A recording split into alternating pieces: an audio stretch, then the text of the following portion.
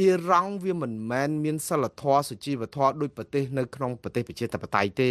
អ៊ីរ៉ង់គឺជាប្រទេសផ្ដាច់ការលើโลกមួយដែរដូចតាកូរ៉េខាងជើងអញ្ចឹងហើយខ្ញុំជឿថាកូរ៉េខាងជើងនេះណាចាំមើលតែចាប់អ៊ីរ៉ង់ចាប់វេណេស៊ុយអេឡាគួយបាអីហ្នឹងដល់ខ្លួនហ្នឹងជិះតែមិនផុតទេគ្រាន់តែថាឥឡូវក៏អត់សូវក្អកអីដែរភ័យដែរអត់សូវហ៊ានមាត់ទេឥឡូវកូរ៉េខាងជើងយើងបាត់ឈ្មោះគាត់ហើយដោយសារអត់ហ៊ានមាត់ដែរព្រោះអីឃើញគេអាកមន់គម្រាមសัตว์ស្វាបែបនេះអញ្ចឹងស្វាហ្នឹងចាប់ផ្ដើមរចុងឈើពួនសំងំសិនណាព្រោះខ្លាចត្រូវដបងដែរតែអត់រួចខ្លួនទេខ្ញុំជឿថាអត់រួចខ្លួនទេព្រោះអាការដែលអាវុធបរមាណូឬក៏អាវុធបល័យលោកហ្នឹងបើនៅក្នុងដៃពួកខាងចៅ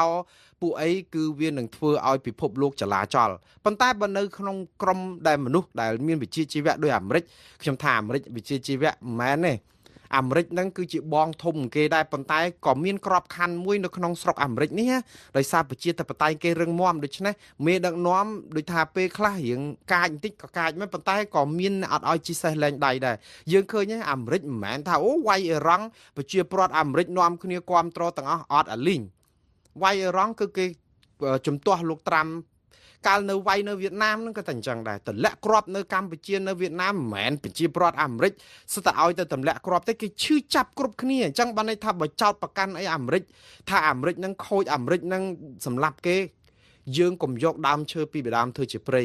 វាមិនមែនជាសន្តានចិត្តរបស់ប្រជាប្រដ្ឋអាមេរិកទេប៉ុន្តែជាគំនិតរបស់អ្នកនយោបាយមួយក្រុមណានោះអញ្ចឹងទៅរករឿងអ្នកនយោបាយកុំរករឿងប្រជាប្រដ្ឋជាទូទៅប្រជាប្រដ្ឋគេស្គាល់ខុសស្គាល់ត្រូវប៉ុន្តែអ្នកនយោបាយពេលខ្លះស្មោកគ្រោកដូច្នេះអានឹងរឿងអ្នកនយោបាយតាប៉ុន្តែម្ដងនេះនយោបាយរបស់អាមេរិកដែលថាចង់កម្ចាត់អ៊ីរ៉ង់នេះគឺវាមានភាពសមស្របរបស់វាដែរខ្ញុំមិនគ្រប់គ្រងអំពើហិង្សាទេក៏ប៉ុន្តែយើងសាកមើលនៅក្នុងពេលបាតកម្មមួយពេលសោះយើងសម្លាប់មនុស្សអស់30000នាក់ជាងដោយអត់មានការជំនុំជម្រះអីសោះដោយសារគេឡើងមកបញ្ចេញមតិមិនពេញចិត្តរដ្ឋាភិបាលចុះបើជាប្អូនយើងជាបងយើងជាម្ដាយយើងជាឪពុករបស់យើងគិតថាអ៊ីរ៉ង់ធ្វើនឹងត្រូវមិនចឹងហ៎យើងលេបចូលដែរបើសិនជាគ្រួសាររបស់យើងសាកគិតទៅមើលវាដូចនឹងរបបខ្មែរក្រហមអញ្ចឹងនៅពេលដែលគេសម្លាប់បងប្អូនយើងទាំងពូជយើងសប្បាយចិត្តទេនៅពេលដែលគេរំដោះប្រទេសខ្មែររបបខ្មែរក្រហមចេញមកដើម្បីឲ្យបងប្អូនមានបាយហូបវិញយើងសប្បាយចិត្តមិនចឹងមកដល់ម៉ោងហ្នឹងមាននរណាមួយមិនទាន់ភ្លេចគុណ7មករានៅរដ្ឋាភិបាលកម្ពុជាលោកហ៊ុនសែនហេងសំរិននិងលោកជាស៊ីមហ្នឹងកាលគាត់នៅរយៈពេល30-40ឆ្នាំហ្នឹងគឺយកតា7មករាហ្នឹងមកលងបន្លាចខ្មែរយើងបោកស្លឹកឆ្នោតបានរាល់អាណត្តិហើយយើងចាញ់បោកគាត់រឿងថាគាត់រំដោះយើងវិជាការពិតជាគុណូបការៈប៉ុន្តែបងប្អូនត្រូវចាំថាអានេះរឿងនយោបាយដែររឿងទាហានវៀតណាមចូលមកឈ្លានពានដែនអធិបតេយ្យកម្ពុជារបស់យើងគឺជារឿងរំលោភច្បាប់អត់មានណាដោះស្រាយទេក៏ប៉ុន្តែយើងចង់បានមួយគឺខ្មែរក្រហមរលាយរលត់ទៅបងប្អូនសប្បាយចិត្តអរគុណទៅខ្ញុំគ្មានឈឺក្បាលអីទេខ្ញុំតែយើងជពាក់គុណអីយើងអរគុណទៅក៏ប៉ុន្តែយើងត្រូវមើលរូបភាពឲ្យពេញថារឿងស្អីក៏ដោយគឺជារឿងនយោបាយហើយនៅពេលដែលរឿងនយោបាយគឺយើងត្រូវឆ្លាតវៃកុំឲ្យអ្នកនយោបាយបោកយើងបានហើយម្ដងទៀតឃើញអ៊ីរ៉ង់គ្រាប់កាភ្លើងជាទីក្រុងមួយនៅក្នុងក្រោមដី107កន្លែងទីក្រុងនឹងជិះឡានចូលដូចទីក្រុងធំមួយកន្លែងហ្នឹងគឺគ្រាប់មីស៊ីលហ្នឹងគឺច្រើនមែនតើតើគាត់ធ្វើដើម្បីអីបងប្អូនមានសាកគិតមើលដើម្បីការពារប្រទេសអ៊ីរ៉ង់កុំឲ្យគេទៅរំលាយបានក្នុងដែនអធិបតេយ្យរបស់ខ្លួនដើម្បីឲ្យខ្លួនធ្វើឲ្យប្រជាពលរដ្ឋមានសុខសន្តិភាពកំពុងតែរស់នៅក្នុងការអគុណសន្តិភាពយ៉ាងសម្បើមអញ្ចឹងត្រូវតែរៀបចំសភាវុធនឹងឲ្យរឹងមាំដើម្បីការពារប្រជាពលរដ្ឋឲ្យនៅស្រឡាញ់សន្តិភាពនឹងបើអញ្ចឹងមែនយើងអគុណអ៊ីរ៉ង់ហើយប៉ុន្តែយើងអត់អាចយកកំភ្លើងកំជ្រួចសង់ពេញទឹកពេញដីបរមាណូផងទៅការពារសន្តិភាពទេសន្តិភាពអត់អាចការពារបែបនឹងបានទេសន្តិភាពការពារដោយការដែលធ្វើឲ្យប្រទេសហ្នឹងមានភាពស្ងប់ស្ងាត់នៃអំពើហិង្សាមិនមានសពាវុធមិនមានអីហើយឲ្យប្រទេសសហគមន៍អន្តរជាតិទាំងអស់គេស្រឡាញ់យើងប្រទេស190ជាងនៅលើពិភពលោកហេតុអីបានមានរឿងតែអ៊ីរ៉ង់ហេតុអីបានមានរឿងតែកូរ៉េខាងជើងហេតុអីបានមានរឿងតែជាមួយគុយបាហេតុអីបានមានរឿងតែជាមួយវេណេស៊ុយអេឡាដោយសារតែយើងដឹកនាំប្រទេសបែបផ្ដាច់ការយើងមានដែលឃើញអាមេរិកទៅវាយប្រទេសដែលមានតែប្រជាធិបតេយ្យត្រឹមត្រូវទេដែលទេ ដែលមាននេះរដ្ឋអធិបតេយ្យគ្រាន់តែ Greenland មួយនៅ Denmark គ្រាន់តែលោកត្រាំនិយាយថាចង់បានដែនដីហ្នឹងយកមកគ្រប់គ្រងដើម្បីទប់រុស្ស៊ីហើយនឹងចិនហ្នឹងពិភពលោកគេផ្អើលការពារ Greenland គ្រប់គ្នាគេរិះគន់លោកត្រាំហើយឥឡូវមកដល់មកហ្នឹងអត់ហ៊ាននេះវាគ្រាន់តែជាការនិយាយចោលទៅព្រោះអី Greenland គឺជាប្រទេសប្រជាធិបតេយ្យផ្ដាច់ការអត់មានទេគឺប្រជាពលរដ្ឋគេរស់នៅដោយសុខក្សេមក្សាន្តគ្រាន់តែថាវិច័យដនអីលក្ខណៈភូមិសាស្ត្ររបស់ប្រទេស Greenland ហ្នឹងកោះ Greenland ហ្នឹងវាជាភូមិសាស្ត្រមួយដែលបើអាមេរិកដាក់មូលដ្ឋានទ័ពនៅទីនោះគឺអាចនឹងទប់រុស្ស៊ីហើយនឹងទប់ចិនបានហើយបើសិនជាលោកត្រាំនិយាយអញ្ចឹងថ្ងៃក្រោយយ៉ាងច្រើនចរចាជាមួយ Greenland សុំឲ្យ Greenland អនុញ្ញាតឲ្យទ័ពអាមេរិកដាក់មូលដ្ឋានទ័ពនៅនឹងជាជាងយកប្រទេសនឹងអីអញ្ចឹងទៅខ្ញុំជឿថាការចរចាពេលខ្លះនិយាយឲ្យ Greenland ភ័យទៅហើយចុងក្រោយគឺចរចារឿងដាក់មូលដ្ឋានទ័ពអាមេរិកអីទៅវាមិនពិបាកពេកប្រជាពលរដ្ឋ Greenland គ្រប់គ្រង Greenland ធម្មតាទ័ពអាមេរិកគ្រាន់តែជាសម្ព័ន្ធមិត្តអីអញ្ចឹងទៅគ្រាន់តែប្រើប្រាស់កន្លែងហ្នឹងដើម្បីទប់រុស្ស៊ីទប់អ៊ុយក្រែនអីអញ្ចឹងទៅអានេះគឺជារឿងនយោបាយហើយយើងទៅរដ្ឋអធិបតេយ្យបែបហ្នឹងហើយប្រទេសមិនមែនផ្ដាច់ការអញ្ចឹងមិនមែនស្រួលទេអញ្ចឹងបានថានៅបើថាទៅវាយ Greenland ខ្ញុំដឹងថាគ្មាននរណាទៅជួយអាមេរិកទេប៉ុន្តែអ៊ីរ៉ង់គឺឃើញមានប្រទេសគេស្វាគមន៍មានប្រទេសគេសាទរមានប្រទេសអីអញ្ចឹងជួយយ៉ាងហោចណាស់ក៏បានអ៊ីស្រាអែលមួយទៅដែរដោយសារអីអាវុធបរមាណូហ្នឹងគឺវាបល័យលោកទី1ហើយនៅលើដៃអ្នកដែលយើងមិនទុកចិត្តថានឹងអាចថាថានិយាយថាឥឡូវនិយាយឧទាហរណ៍ងាយស្ដាប់ចុះថាយើងយកស្រាមកពីងយើងមិនគួរណាទៅផ្ញើក្នុងវត្តទេមិនចឹងឯស្រាវាជារឿងអបាយមុខក៏ឧទាហរណ៍ឧបមាថាវារឿងនឹងវាចៃដន្យកើតឡើងចុះជារឿងសមត្ថកម្មទេហើយគ្រូសង្ឃាចវត្តដែលស្រានឹងគេដាក់កេះគេកប់គេបិទចិត្តអីអស់ហើយប៉ុន្តែគឺជាគ្រឿងអបាយមុខមែនប៉ុន្តែសម្រាប់យកទៅបបហេតុព្យាបាលជំងឺស្រាថ្នាំអីណាក៏ដោយប៉ុន្តែដំណើរផ្លូវឆ្ងាយទៅមិនដល់សុំផ្ញើនៅកុដពហិអីរបស់វត្តអីអញ្ចឹងណាអញ្ចឹងបើយើងដឹងតែគ្រូសង្ឃាចដែលច្បាស់លាស់នឹងរឿងសូរ៉ាមេរយៈអីអញ្ចឹងគឺយើងຕົកចិត្តហើយទោះយ៉ាងម៉េចក៏មិនជឿថាលោកគ្រូសង្ឃាចចាប់អធិការហ្នឹងមកឆាន់ស្រាហ្នឹងដែរព្រោះវាខុសអាបត្តិ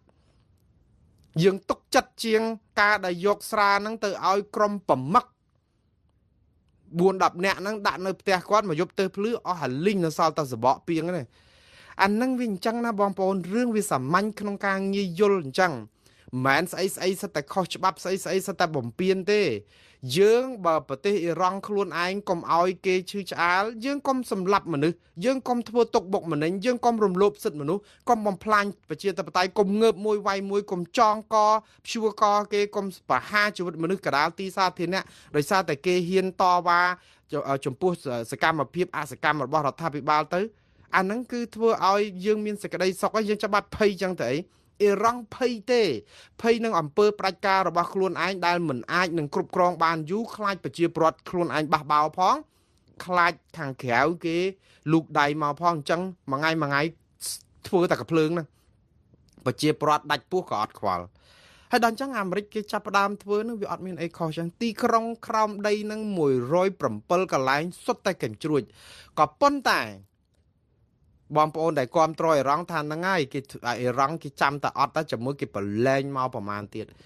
កញ្ជ្រួចរបស់អ៊ីរ៉ង់នៅក្នុងទីក្រុងក្រោមដីទាំង107កន្លែងនេះណា77% នៃមាត់រូង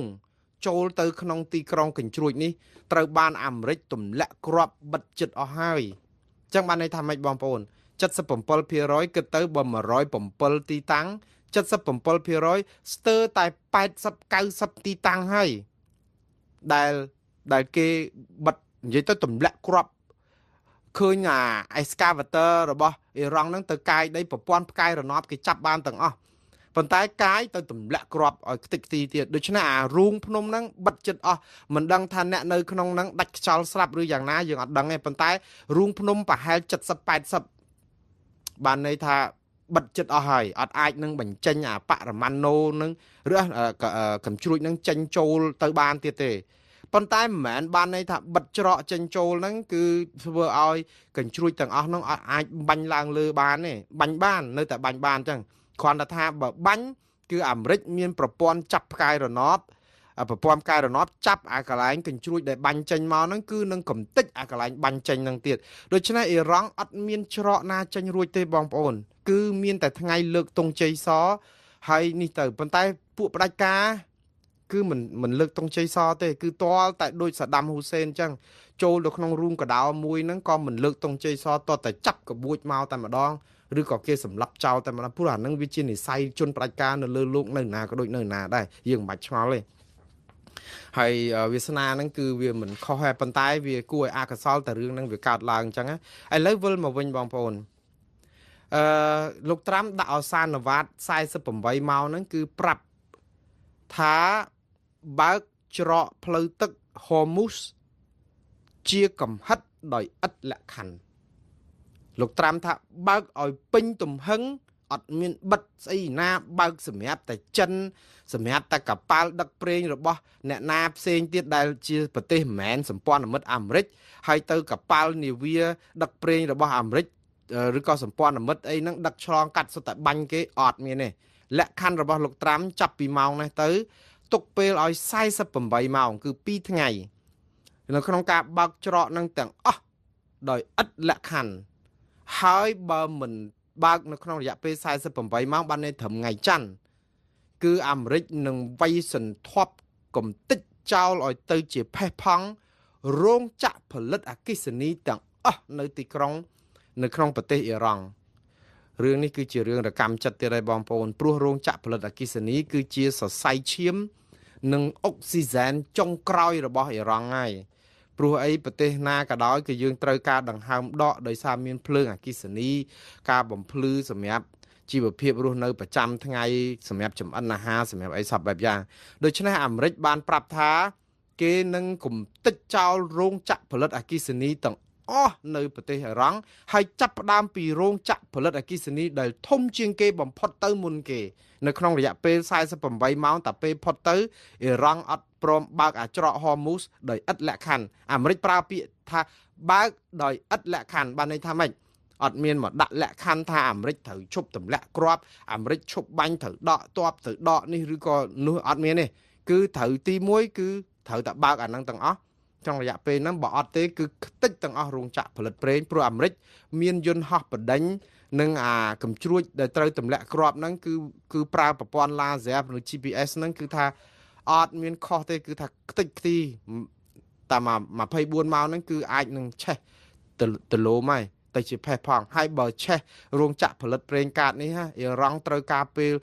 30-40ឆ្នាំមកដើម្បីសាងសង់ឡើងវិញឲ្យបានដូចដើមឬក៏អាចថាវេទនាទាំងអស់ប៉ុន្តែខ្ញុំមែនតើចង់លឺរឿងហ្នឹងឯងព្រោះអីវាប៉ះពាល់ដល់ប្រជាពលរដ្ឋស៊ីវិលច្រើនព្រោះអានេះគឺជាសំណង់ស៊ីវិលទេមិនមែនជាសំណង់យោធាទេអាការផលិតចម្រាញ់ប្រេងកាតអីហ្នឹងណាប៉ុន្តែខ្ញុំជឿថានេះគឺជាសាររបស់លោកត្រាំដែលមើលទៅដូចជាដាច់ណាត់ដែរប៉ុន្តែសួរអ៊ីរ៉ង់គេតបមកវិញមិនជាការឆ្លើយតបទៅនឹងលោកត្រាំអ៊ីរ៉ង់ហ្នឹងក៏សម្បើមដៃដែរអញ្ចឹងពួកផ្ដាច់ការគេខ្លាំងអញ្ចឹងទោះនៅក្នុងរូងប៉ុណ្ណាក៏ដោយអ៊ីរ៉ង់ខ្លាំងដោយសារតែខ្លួនអាចមានអាបរមាណូហងមានអាស្អីកំជ្រួចបរមាណូលោកត្រាំថាកុំតិចរោងចក្របរមាណូរបស់អ៊ីរ៉ង់ខ្ទេចខ្ទីជាផេះផង់អស់ហើយប៉ុន្តែតាមអ្នកស្រាវជ្រាវរបស់អង្គការសហជីវជាតិផ្នែកបរមាណូហ្នឹងគេរកឃើញថារោងចក្រផលិតបរមាណូរបស់អ៊ីរ៉ង់មិនទាន់ខ្ទេចខ្ទីរហូតដល់ផេះផង់ទេអាចនៅមានគ្រាប់បរមាណូដែលអ៊ីរ៉ង់អាចប្រើបានប៉ុន្តែបងប្អូនសួរអញ្ចេះទៅវិញថាតើអ៊ីរ៉ង់អាចប្រើគ្រាប់បរមាណូបានដែរឬទេបើមានខ្ញុំធ្លាប់បានបកស្រាយពីខាងដើមហើយថាពីយូរហើយតាំងពីមានសង្គ្រាមដំបូងអ៊ីរ៉ង់ទោះក្នុងតម្លៃណាក៏មិនអាចហ៊ានប្រើគ្រាប់បរមាណូនេះដែរហេតុអីបានជាខ្ញុំហ៊ានថាដូច្នេះព្រោះអ៊ីរ៉ង់អាចមានគ្រាប់បរមាណូប្រមាណគ្រាប់ក៏ដោយព្រោះបើបាញ់ឲ្យដល់អាមេរិកគឺអត់ដល់ទេបើគោលដៅសត្រូវធំបំផុតរបស់អ៊ីរ៉ង់គឺអាមេរិកហើយនិងអ៊ីស្រាអែលដើម្បីឲ្យគ្រាប់បរមាណូរបស់អ៊ីរ៉ង់បាញ់រហូតទៅដល់អ៊ីស្រាអែលឬអាមេរិកបានត្រូវការពេលយូរទម្រាំតែគ្រាប់នឹងហោះទៅអញ្ចឹងនៅក្នុងម៉ោងនេះគឺរាល់ស្អីក៏ដោយដែល we work នៅក្នុងប្រទេសអ៊ីរ៉ង់ហ្នឹងណា គឺបានន័យថាប្រព័ន្ធផ្កាយរណបនិង GPS របស់អាមេរិកនិងអ៊ីស្រាអែលចាប់បានទាំងអស់អញ្ចឹងនៅពេលដែល work ឧទាហរណ៍ថាមានគ្រាប់បរមាណូមួយដែលផ្ទុះឡើងបើមានគ្រាប់បរមាណូផ្ទុះឡើងចេញពីអ៊ីរ៉ង់តែមួយគ្រាប់វាអាចរងគ្រោះដល់ប្រទេសអ៊ីស្រាអែលជាយថាហេតុប៉ុន្តែអាមេរិកដឹងអត់ដល់ហើយគឺអ៊ីរ៉ង់នឹងคล้ายទៅជាផេះផង់ឲ្យបាត់ពិភពផែនដីនេះតែម្ដងហេតុអីបានខ្ញុំហ៊ាននិយាយដូច្នេះព្រោះបរមាណូរបស់អាមេរិកនិងសម្ព័ន្ធមិត្តនឹងបាញ់ស្រោចទៅអ៊ីរ៉ង់ដែលមិនអាចតដៃបានរហូតតតែខ្ទេចខ្ទីទៅជាផេះផង់អញ្ចឹងអ៊ីរ៉ង់មិនអាចជ្រើសរើសជំរឿននេះទេជំរឿសបរមាណូនេះស្ទើរតែអ៊ីរ៉ង់គួរតែបាត់បរមាណូនឹងតាំងពីយូរទៅកុំឲ្យមានបញ្ហាពុះបើមានក៏ប្រើអត់បានដែរព្រោះប្រើទៅគឺបាញ់បានមកគ្រាប់ពីដំបងប៉ុន្តែក្រៅពីនឹងទៅគឺខ្ទេចខ្ទីជាផេះផង់ហើយប្រទេសអ៊ីរ៉ង់នេះគឺលែងមានមុខមានមាត់អីទៀតហើយដូច្នេះអ៊ីរ៉ង់មិនប្រថុយប្រឋានបែបហ្នឹងទេគឺអាចនឹងនៅតែគម្រាមកំហែងការពារដែនអធិបតេយ្យរបស់ខ្លួនថាជារដ្ឋអធិបតេយ្យមានកញ្ជ្រួចចាំតែផ្លោងដាក់ថ្លឹកផ្លោងអីចឹងទៅហើយអាមេរិកក៏មានប្រព័ន្ធការពារកញ្ជ្រួចយើងគិតថា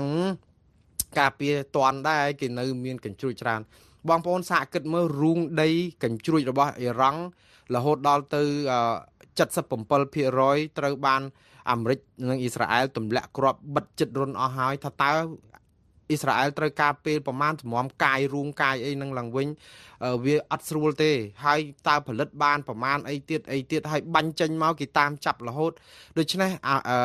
ពេលវេលាសម្រាប់អ៊ីរ៉ង់គឺចាប់ផ្ដើម countdown ហើយរាប់ថយក្រោយនៅពេលដែលលើកទង់ជ័យសហ្នឹងហើយគ្មានជំរើសទៀតទេឥឡូវវិលមករឿងសារណវត្តរបស់អាមេរិកនិងការពមៀនរបស់អ៊ីរ៉ង់បានពមៀនថាអ៊ីរ៉ង់នឹងឆ្លើយតបទៅនឹងការវាយប្រហាររបស់អាមេរិកវិញដោយការបាញ់កញ្ជ្រួចមីស៊ីលទៅបំផ្លាញហេដ្ឋារចនាសម្ព័ន្ធធម្មពលឥន្ធនៈអគ្គិសនីរបស់សម្ព័ន្ធមិត្តរបស់អាមេរិកចឹងអ៊ីរ៉ង់បានតែប៉ុណ្្នឹងឯងបានតែគម្រាមសម្ព័ន្ធមិត្តទេព្រោះវាយអត់ដល់អាមេរិកទេចឹងបានទៅគម្រាមអ៊ីស្រាអែលគម្រាមប្រទេសដូចនៅកាតានៅតំបន់ជិតហ្នឹងអីអារ៉ាប៊ីសាអូឌីតអីហ្នឹងដែលមានមូលដ្ឋានទ័ពអាមេរិកនៅក្បែរហ្នឹងប៉ុន្តែអ៊ីរ៉ង់គម្រាមនេះក៏អត់បានប្រយោជន៍ដែរព្រោះបើអ៊ីរ៉ង់បាញ់កញ្ជ្រួចមីស៊ីលហ្នឹងគឺទៅកំទេចមូលដ្ឋានទ័ពរបស់អាមេរិកបានណានៅក្នុងសង្គ្រាម3សប្តាហ៍ជាងនេះអ៊ីរ៉ង់កំទេចចោលអស់ហើយ